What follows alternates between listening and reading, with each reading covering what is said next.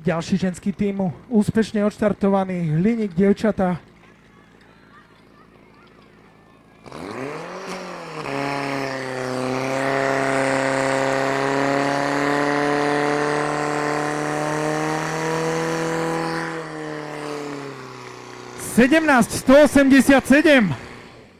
Sedemnásť 187, takže to je priebežne prvá priečka. Na pravej strane rýchlejší 16 771. 16 771 na pravej strane, výsledný 17 187. Takže v ženskom týme v Hliníku spokojnosť oveľa väčšia ako v tom mužskom.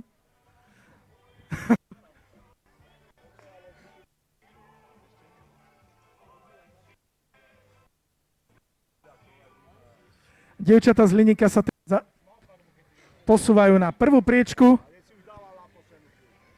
No a po